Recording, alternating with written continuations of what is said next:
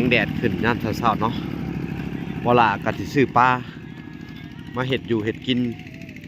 กับอันเบาไซพ้นและประตูโจ้ยคือเก่าเนาะพี่น้องเนาะโอเคเนาะทุกคนเราจะไปถามเบิ่งราคาปลาเลยพี่น้องว่าเพิ่นขายจังไดเนาะอุ้ยสบายดีพ่อค้า50เป็นบ่นี่สิเบิด50เบิดทุกโตเนาะน้องพี่น้องเนาะเวลาก็ก่อไผขึ้นมาไผติดแล้วล่ะข้างเลย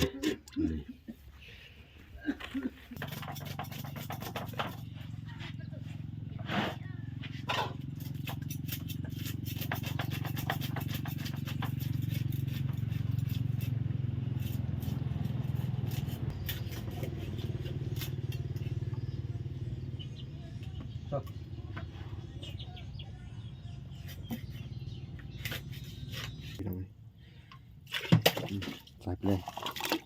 นี่ไปข้างก่อนพี่น้องเอ้ยเดี๋ยวจะไปทันโอเคพี่น้องเอ้ยรอให้น้ำเดือดเขาจะเอาปลาลง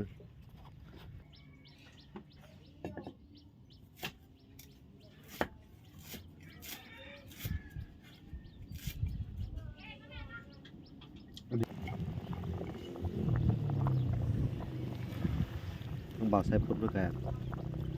ให้เบาใส่พ่นซีมึงพี่น้องเอ้ยช่วยได้เบาใส่พ่นอะไรอยู่เนาะ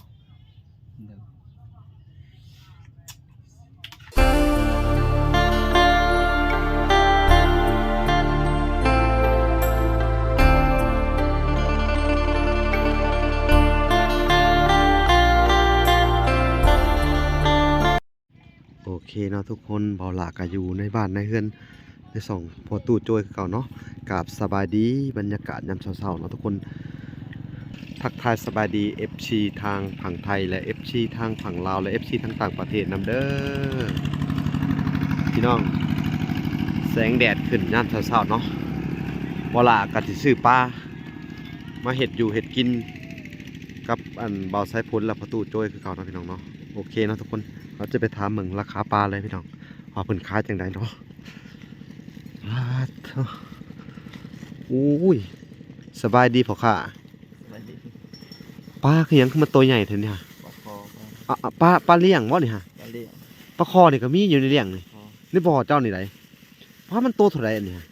70,000โต70,000พี่น้องเอ้ยตัวละโลบ่โลละ70เนาะปลาสิเอาปลาตัวใดเนาะบัดนี้อันนี้เท่าไหร่เนี่ย50ปลากินหญ้า1 โลตัวเดียวเด้50คือกันเอ้าพี่น้องเอ้ยเฮาสิซื้อปลาไปต้มกินเนาะนี่ต้มปลาจีนเนาะ50เป็นบ่นี่50เบิดทุกโตเนาะมีปลาน้อยบ่เอาปลาใหญ่ไปต้มพี่น้องอันนี้ก็50บ่50ถุงละ50เอาเลยปลาใน100,000ปลาใน100,000ปลาใน2 โลพี่น้องเอาปลาตัวนี้ดีกว่าเนาะนี่อุ้ยโทษทีนะเหยียบ เหยียบเกือบว่าขาดเลยพี่น้องเอ้ยพี่น้องมื้อนี้ก็เฮาก็ซื้อปลามาสู่ตู้โจยกินแล้วก็บ่าวไซพ้นพี่น้องเอ้ยเฮาสิเฮ็ดต้มแซ่บให้กินให้สิเพิ่นกินเนาะพี่น้องเนาะโอเคมึงดูพี่น้องไอ้ขี้พุ่นบรรยากาศน่าเศร้าโอ้ยตายเลยนะพุ่นเล่นร้อนนะน้องขอข้าพุ่นแท้พุ่นวาเดี๋ยวขอเวลาหายใจก่อน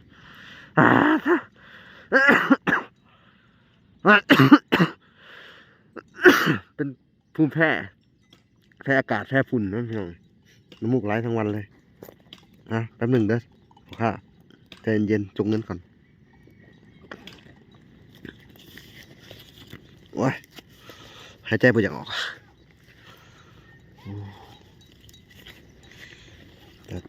ตายแล้วนี่ครับทุกคนเนาะเราจะทุ่งนี้ละทุ่งเดียวเนาะโอ้โลละ50เลยเนาะปลาพวกนี้เนาะแพงเนาะสิไปฮอดไซมือนี่เอาล้านเนาะโอ้หน้าท้องทั้งนี้บ่ไหวบ่บางทีก็กินฮอดพุ่นไปฮอดไซเนี่ยปกตินี่ โอ้ไปฮอดไซเนี่ยนี่เท่าไหร่นี่ฮะ 50,000 ไปเรื่อยๆเนาะ เรื่อยๆจนพองมัด จนคลองเบิด เขาไปซื้อต่อมือเขามาว่าเรือปลาเจะคลองโอ้โดยเอ้าจัดไปโอเคขอบใจคือกันขายเบิดไว้เด้อเอาพี่น้องเอ้ยมึงดูบรรยากาศพี่น้องเอ้ยยามเช้าๆคุ้ยก็ออกหากินพี่น้องมึงแสงแดดแสงแดดยามเช้าๆหันมาทางนี้ก็เป็นหน้าบ้านลุงโจยพี่น้องเอ้ยตานางยังก็เรียบร้อยเบิดเลยเนาะยังเหลือแต่ประตูพี่น้องเอ้ยประตูเขาเสร็จประตูปิดเปิดเนาะแล้วก็เห็นประตูน้อยให้ทางอันอีแม่เพิ่นอยู่ทางUSA ก็เพิ่นก็สั่งคำศัพท์มาว่าให้เฮ็ดประตูปิดเปิดแล้วก็เฮ็ดประตูน้อยอยู่นำในเด้อลูกเพิ่นว่านี่เนาะเฮาก็จะได้เฮ็ดภารกิจ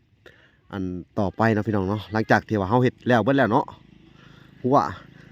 ก็ถือว่าแล้วเบิดแล้วก็สิให้ทางสายพล3ลักเนาะคือว่าแซมหัวนี่พี่น้องที่เฮาซื้อเป็นอันน่ะมาทางตู่โจยเพิ่นเฮ็ดอิหยังนะพี่น้องเอ้ยเฮ็ดเศร้าๆเลยพุ่นนะเบิ่งก่อนพี่น้องเอ้ยเพิ่นเฮ็ดอิหยังนะเฮ็ดหยังเนาะพ่อโตฮะหาเก็บถุงยางโอ้คือมาเฮ็ดแต่เศร้าๆแท้ฮะ66ว่ะ6 ขวดเลย โอ้ ไม่ เอ้าสบายดียามเช้า ไม่ได้ดู โดยสบายดีอนามัยเก็บ6แต่เช้าแล้วเนาะใส่ว่าใส่ผลไม่ใส่มื้อนี้ น้องอยู่ ยังนอนอยู่เนาะโอเคเนาะขอโทษเฮาสิต้มปลาให้กินเอาไปเก็บก่อน เอาหุ่นใหญ่ ไปอันนี้เขาเป็นปลากินหญ้าเอาไปไว้เนาะเดี๋ยวเวลาก็จะดังไฟอันหนึ่งข่าวให้ทั้งใส่พลบูฮูไปใส่มือนี่เบิ่งพันหนึ่งข่าวเนาะ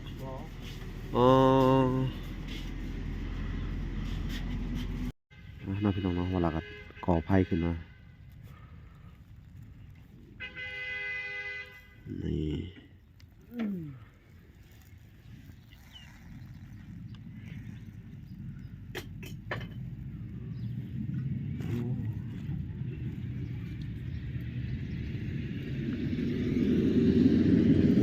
โอเคหลังจากที่เขาก่อไฟเป็นสีเรียบร้อยแล้วเขาจะไปเอาตักน้ำมือหนึ่งใส่พี่น้องเลยมือหนึ่ง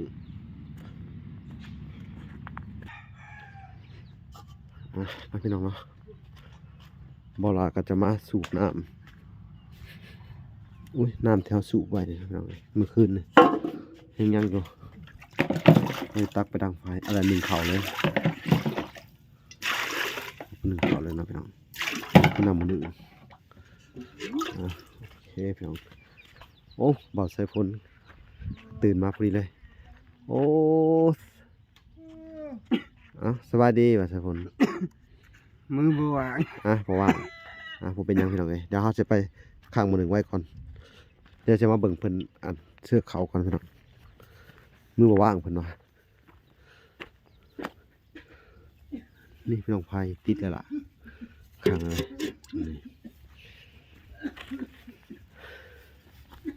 เป็นอะไรยาอย่างน่ะโดยยาแคลดีเบิ่นแหละเนาะใส่ตาใส่แขวพี่น้องเอ้ยอาการก็ดีเบิ่นแหละเพิ่นว่าก็จะไปเบิ่งบ่าวใส่พ้นเสือเขาต่อพี่น้องเอ้ยหนึ่งข่าวแล้วบ่ล่ะจะคั่วปลาเนาะเฮ็ดเมนูให้บ่าวใส่พ้นกินมื้อนี้สิให้เฮ็ดให้กินบ่หรือสิลองเฮ็ดกินเองบ่ลายเลยโอเคบ่ยากค่ะสวัสดีสบายดีบ่าวใส่พ้นสบายดีตื่นแต่เช้าเนาะโอเคเนาะพี่น้องเนาะให้บ่าวใส่พ้นเพิ่นอันเสื้อเข้าแล้วเวลาสิไปคั่วปลาพี่น้องเอ้ย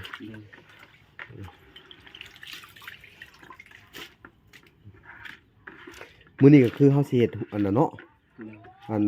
เฮ็ดหลุมถ่าเนาะคุณหลุมถ่าเนาะคุณหลุมถ่าบ่าวแสนพี่น้องเอ้ย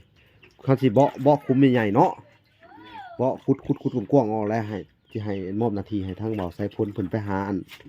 ไอ้พุ่นมาใส่เนาะบ่ว่าจะเป็นอันเศษอัน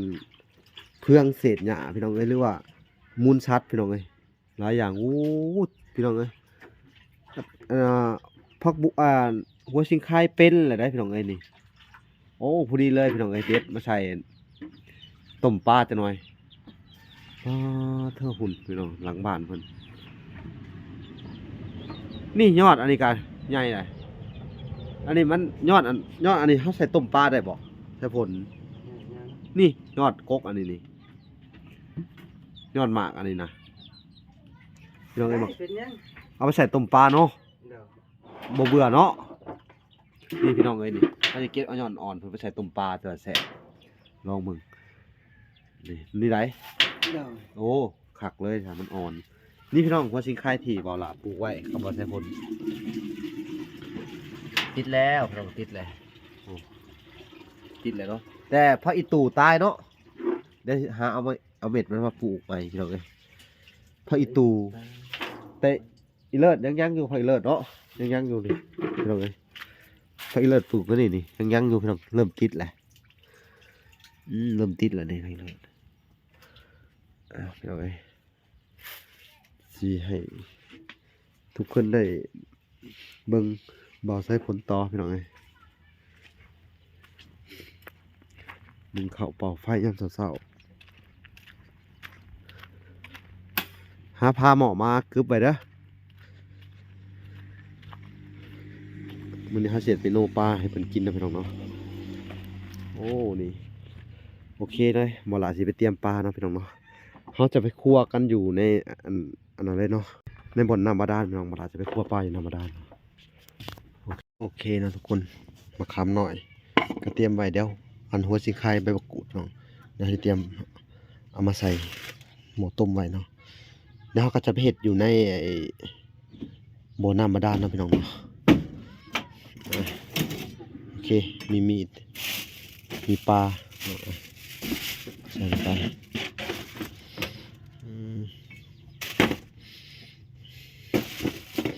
กินถ้วยไปน้ำอันหนึ่งครับโอ้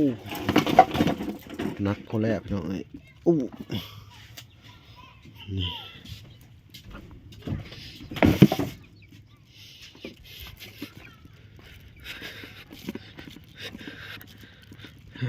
เถอะหน่อยมาหน่อยก็เริ่มเข้ามาหอมอาหารแต่เช้าเลยหน่อยโอ้ต้องใส่คนถามมาดูผมโอ้ยโอเค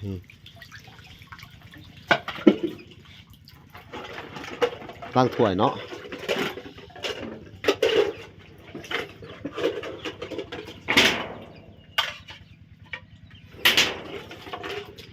พี่น้องเอ้ยทางเบาใส่พ้นเพิ่นก็ล้างถ้วยล้างชามทางว่าหลักก็สิกลัวปลาต่อไปเนาะล้างแล้วอันสูบน้ำมันล้างพื้นนั่นน่ะพ้นล้างพื้นนั่นน่ะปวดทำความสะอาดนิดนึงนี่เนาะพี่น้องอันนี้ก็ปลาไว้นี่โอ้พี่น้องเอ้ยหมักพริกอันนี้ต้นเขาเอิ้นผักไอ้น่ะคะพี่น้องเอ้ยใบมะกรูดโอ้เขาได้ใบมะกรูดใส่แล้วพี่น้องเอ้ยคุณใบมะกรูดทางบ่อแสนซื้อมาเขาก็จะใส่ใบมะกรูดไปนิดหนึ่งเนาะพี่น้องต้มมันสิออกมารสชาติแซ่บเลยพี่น้องเอ้ยโอเคเนาะบ่ลากาสิเริ่มเฮ็ดปลาเลยพี่น้องโอเคเนาะบ่ลากาสิได้คั่วปลาเลยพี่น้อง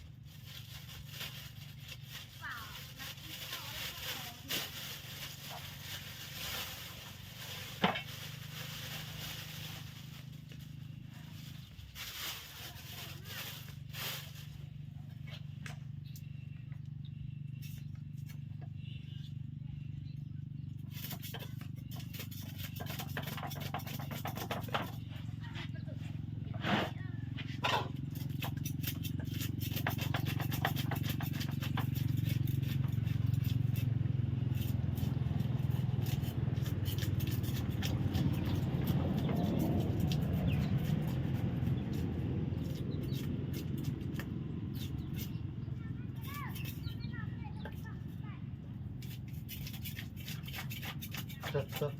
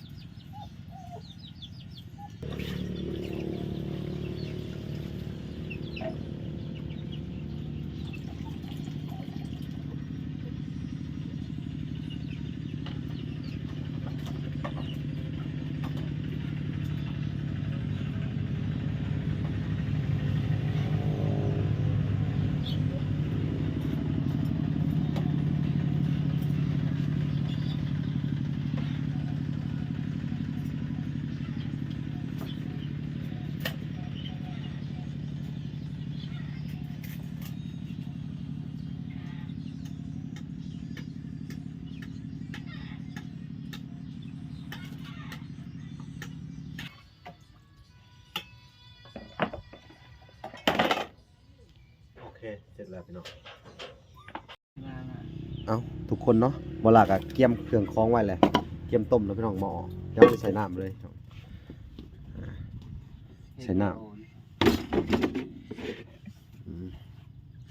ใส่น้ำไหม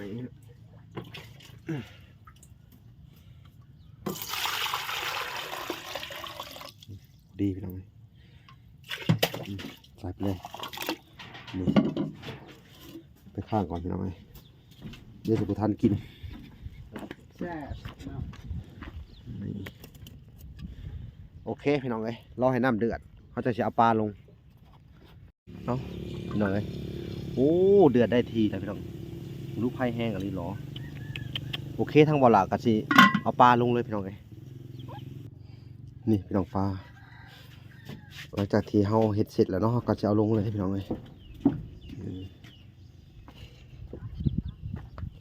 ป้อนำพุดขักอะไรอุ๊บอุ๊บอุ๊บอุ๊บนี่พี่น้องสุดยอดเลยบานเลยดึงไปก่อนโอเคโอเคเนาะพี่น้องเนาะป้าพี่น้องเลยพุดได้ทีเลยเดี๋ยวเอาบ่วงหน่อยมาดูเอาบ่วงหน่อยมาให้ตักสบู่หน่อยเขาจะใส่เกลือลงไปพี่น้องเกลือกับชูรสเกลือแป้งนัวเนาะใส่น้ำปลาไปนิดนึงดีมึงถ้าเขามีมักเล่นบางอย่างก็ปาดใส่ได้พี่น้องเครื่องบุมีมักเล่นแต่ว่าเครื่องครบอยู่พี่น้องประเภทอันหัวสิงไข่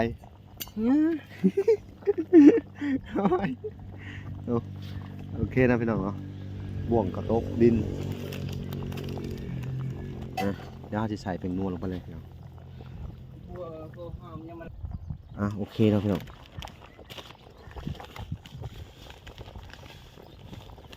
เขาจะใส่ผงนัวลงไปกะพอดี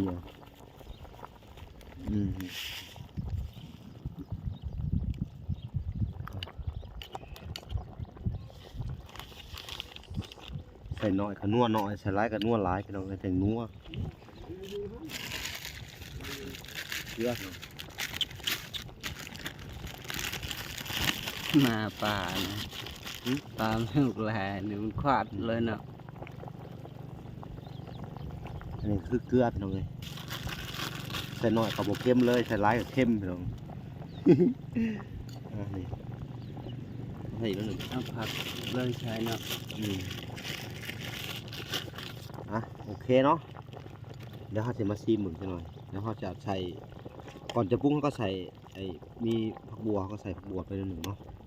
คือไปก่อนนิดหนึ่ง ผักบัวผักหอมครบ โอเค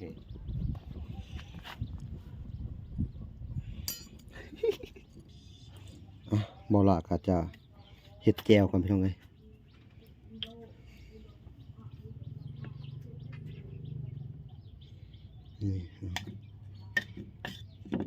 เดี๋ยวเขาจะเอาน้ำแกงน้ำต้มใส่ก็ได้เนาะนิดหนึ่งมาบัดสะพดเนาะโอเคเนาะเดี๋ยวหลังจากนี้บอละเห็ดแก้วเสร็จก็จะเอาน้ำต้มอันแกงใส่น้อยหนึ่งพี่น้องโอเคโอเคเนาะบอละก็จะซอยผักบัวนิ่ง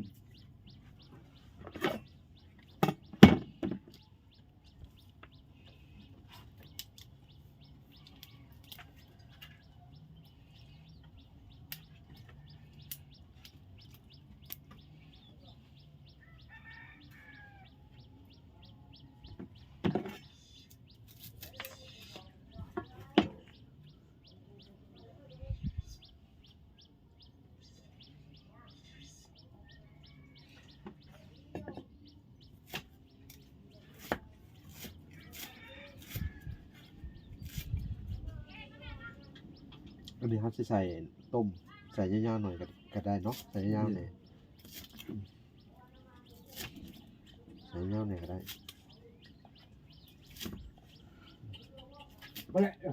ก่อนเขาจะปรุงเนาะ เดี๋ยว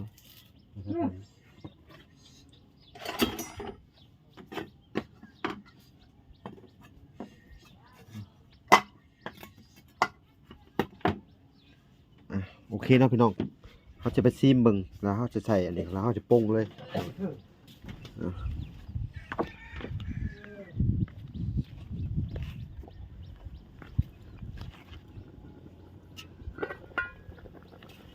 โอเค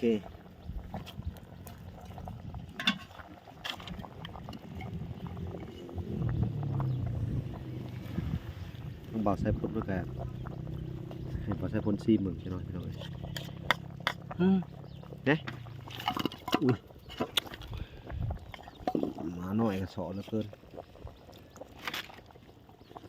เป็นได้ผสมเบิ่งลองซิม อร่อยแล้ว แซ่บแล้วบ่ แซ่บแล้ว ปรุงเลยเลยนี่ อืม เปื่อยไรก็บอกคัก ปรุงให้ปรุงให้ พี่น้องเอ้ยลองเบิ่งต้มเปื่อยปลาพี่น้องต้มสุกโอเคคักอะไรพี่น้องเอ้ยเอาถ้าใส่บ่าวใส่ปนปรุงเลยพี่น้องเอ้ยเอาบ่าวใส่ปรุงใส่ปนปรุงเลยพี่น้องเอ้ย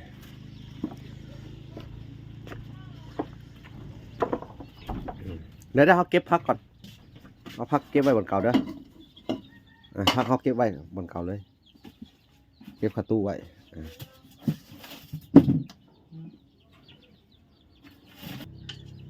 โอเคนะทุกคนเนาะเขาจะให้ทางเบาใส่พล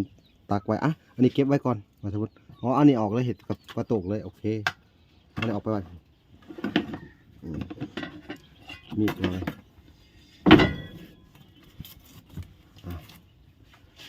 ให้ทางเบาใส่พลตักคงกินเลยเลยห้องตู้โจยมากินทำกันเลย3 คนบอกกินเนาะเพียวใส่น้ำบอกใส่คน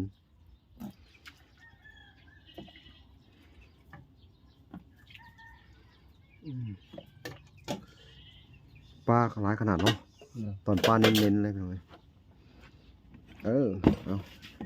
ไปมาพี่น้องพ่อแม่มากินข้าวน้ำบ่อใส่พลเด้อพ่อไอแม่อยู่ทางเมืองนอกเมืองหน้าพี่น้องโอเคเดี๋ยวเราจะกินข้าวกับบ่อใส่พลพี่น้อง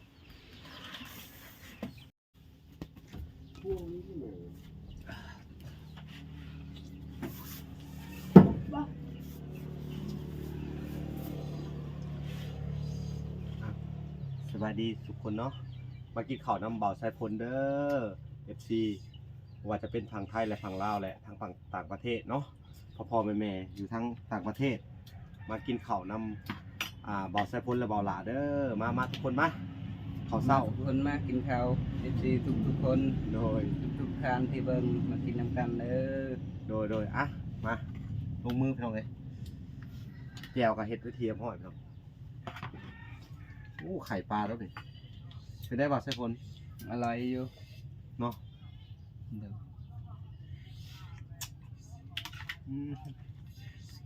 ขังเนาะ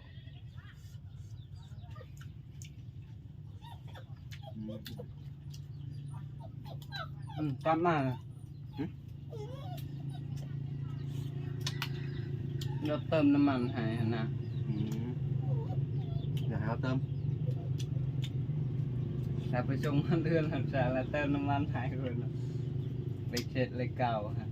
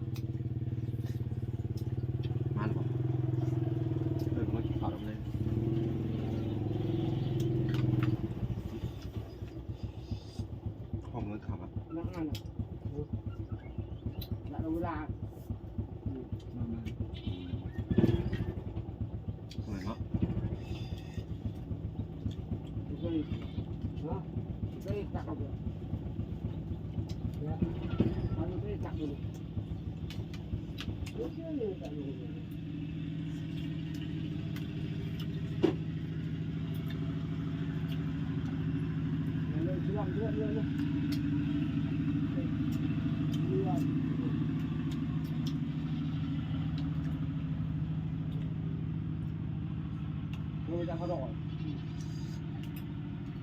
เบืองมันคนปลาเป็นไข่เนาะ ความไข่เลย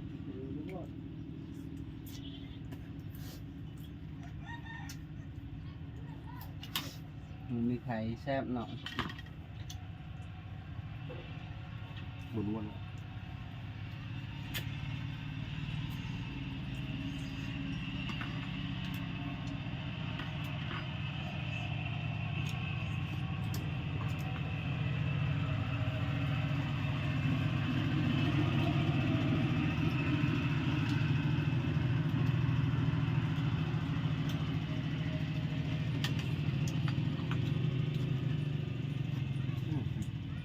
อันนี้ครับอีก เจอมึงดาบ่ เดี๋ยวมึงได้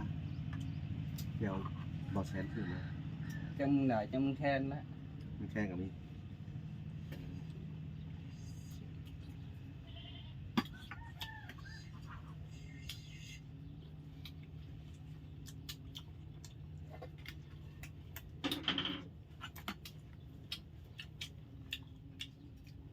แซ่บอยู่บ่ เลยพอจะ ครับ จะที่เราไปหยอดตังค์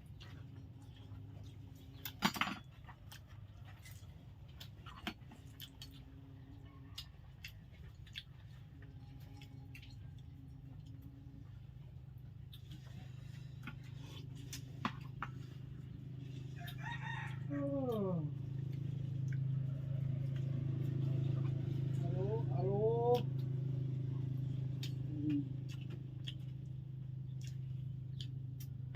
เข้าได้แล้วด้วยแค่เลยแค่ เนี่ยกลางเกินเลย อืม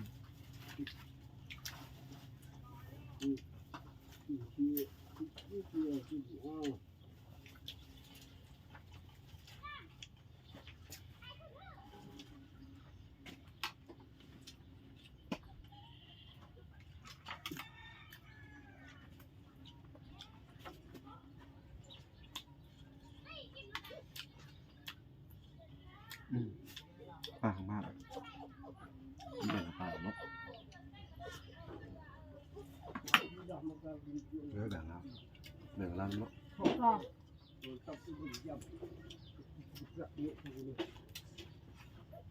มือแบ่งแล้ว เราบ่ได้อยู่เนาะให้ลูกสาวแล้วเนาะ ของเขา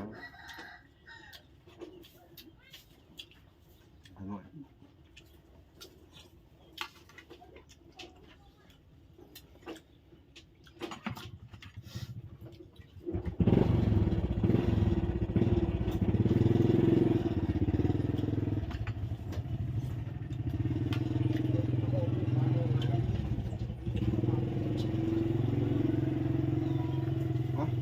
อิ่มแล้ว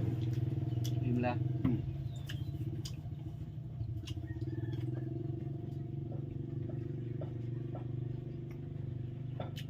อิ่มแล้วพี่น้องเอ้ย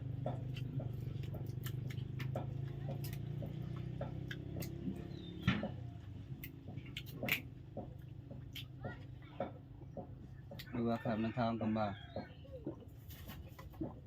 ได้โอเคน่าจะพอกันใหม่คลิปหน้าเนาะหัวชะกน